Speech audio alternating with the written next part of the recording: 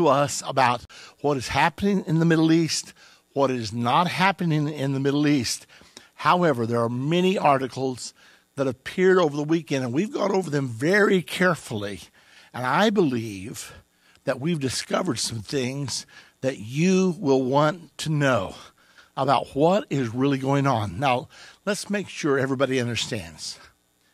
When these talks were kicked off on July the 30th of 2013, U.S. Secretary of State John Kerry said, now look, if we have a press conference after every negotiating session and tell everybody what is going on, what we agreed on, what we did not agree on, then we're going to have opposition. There's going to be debate out the eyeballs, and we'll never get an agreement. So I'm asking you to not tell anybody what's going on. If anything is to be announced to the public, I want to reserve the right as the person coordinating the talks to make the statements. Well, that's been pretty well stuck to. It's been amazing the level of secrecy that has been maintained throughout these talks. So we don't really know everything they have talked about. However, over the weekend, some things broke that seem to indicate about where we are right now.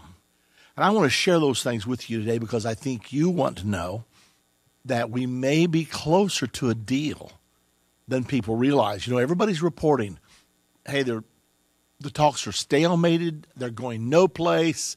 We're a dead-end street. We might as well blow up these talks, forget the whole thing. Mr. Bennett, who is one of the coalition partners in Israel, wrote a letter to Netanyahu saying, you must right now annex Area C. Just go ahead and annex it unilaterally. The Palestinians are taking unilateral steps. You need to access and to annex this unilaterally. So there's a lot of suggestions flying back and forth.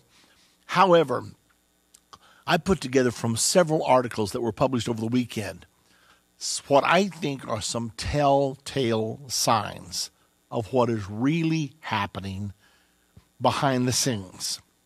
Now, in our opening today, we disclosed that there was a meeting in Cairo last Wednesday on the 9th. And out of that meeting in Cairo was a report that Palestinian Authority President Mahmoud Abbas met with Arab League officials and that there was a breakthrough in the talks that would enable a continuation of the negotiations past the April 29th deadline. Now, from the beginning, these negotiations were supposed to last 9 months, period. Do it or die. Abbas said, I'll give you 9 months, and then I'm going to the international community. I'm not going to drag this out forever. Well, when the 9 months was approaching, of course, it's not quite here yet. It's the 29th of April. But when there was 1 month left, Kerry began to pressure Abbas to come back for another 9 months.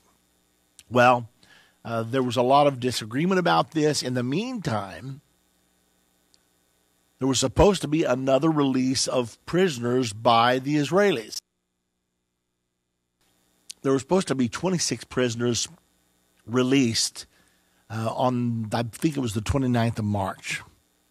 Well, since Abbas says he was not coming back to negotiate any beyond the 29th of April, Israel said, why should we release these prisoners for nothing? If it's over, why should we give them the advantage of receiving these prisoners?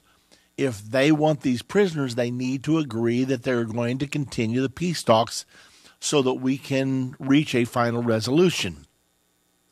Well, Israel drug her feet for about 3 or 4 days, and they were attempting to work out a deal. But Abbas took advantage of this pause to unilaterally apply to 15 international organizations for membership, which he had agreed he would not do. Now, he rationalized this by saying, look, you went ahead unilaterally and did things that you weren't supposed to do.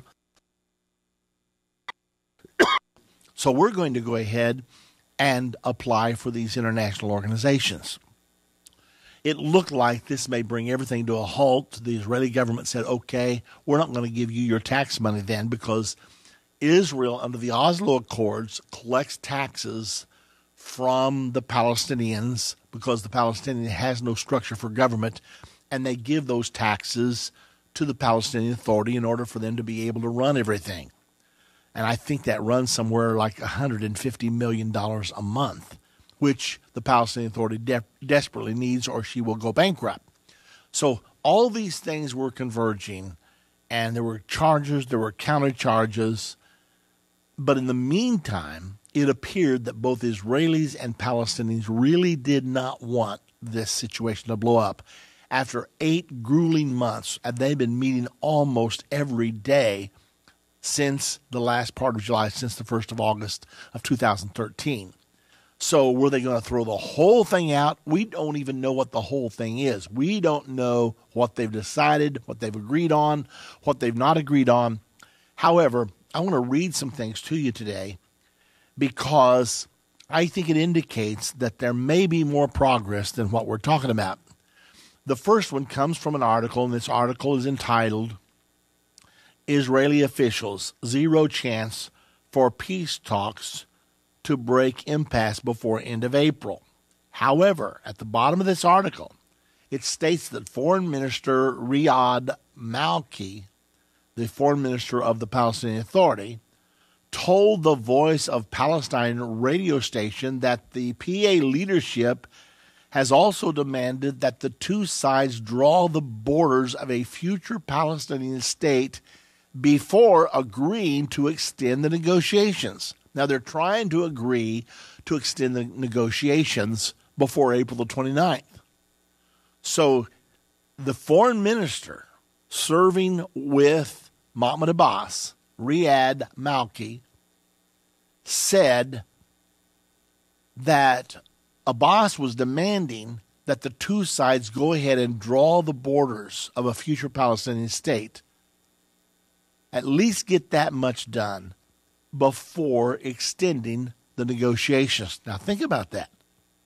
There are 3 things that must happen for the prophecy of Daniel 9:27 to come to pass, the prophecy of the final 7 years.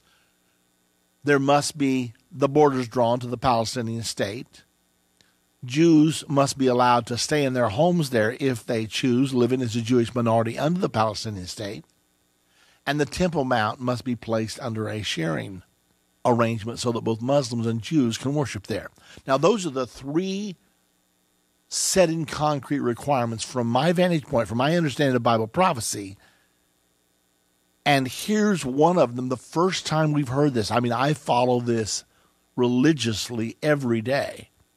And I have never heard this before, that they're close enough to draw on the borders that a boss could say, we've got to get that done or before I agree to continue the negotiations. Okay, now that's not all. Under an article that came out on the 13th, that article came out on the 11th, which would have been last Friday. An article that came out on the 13th of April is entitled, Washington Takes Time Out from Israeli-Palestinian Talks, Netanyahu and Livni upbeat about a deal. Now, listen carefully. Washington takes time out from the talks, but Netanyahu and Livni's the chief negotiator for the Israelis, are upbeat about a deal. Why? Well, here's some of the article. The administration's offer is still standing to free the long-serving Israeli spy Jonathan Pollard in the interest of facilitating a deal for Israel to release Palestinian prisoners jailed for terrorism. The U.S. was cheered by Abbas's approach to the Israeli Prime Minister's office Sunday, April the 13th, to say he is willing to resume negotiations, and the new proposal, our sources report, that Livni will put before the Palestinians when the two teams meet Sunday night, which was last night. Israel now agrees to release 420 imprisoned terrorists. It will also accept the inclusion of the contested 14 Israeli Arabs, contingent on their deportation from the country. they will also be stripped of their citizenship. So Netanyahu's covering himself. He's under a lot of pressure not to release these Israeli Arabs that were convicted of terrorism, because they live under Israeli jurisdiction and they committed crimes against their state. But now apparently he is saying, okay, I will release them, but they must be deported from the country and they must be stripped of Israeli citizenship. Now, Abbas has rejected this stipulation, but Netanyahu and Livni insist that the Palestinian leader has no standing in the way Israel treats its nationals or any right to interfere in its conditions for citizenship. So these are Israeli citizens.